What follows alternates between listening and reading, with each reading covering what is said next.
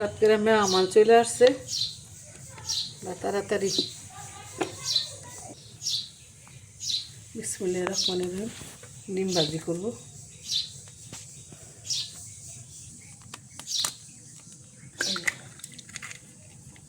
দুইটা ডিম একসাথে করে ভাঙিয়ে নিব।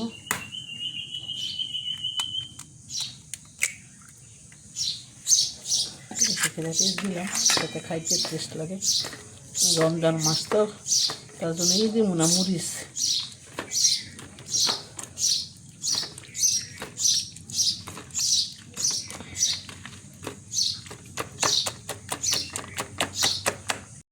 তেলের জন্য তেল তেলে ভাজি করে দিলে তবে খাইয়া ফেলবে, সারাদিনের খিদে লাগতো না, তো তেল খাইতো না বলে ডিম দুটা ভাজি করে দিন। মরিচ দিনের সাথে আলগা দিয়েছি, যদি ভালো লাগে তাহলে মরিচ আমি খাইব, আলাদা না। কারণ ডিম দুটা খাই তো সারাদিন ভাত করতে হইবে।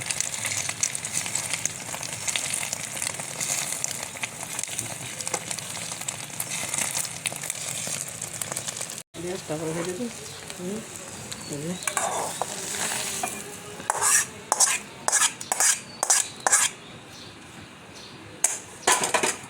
দাও তুমি কাছে দিলাম খাওয়ার জন্য। রোজা থাকতো না বলে দিলাম, ডিম বেজে ভাত খাইতো না, সেই শুধু ডিম খেয়ে থাকবো।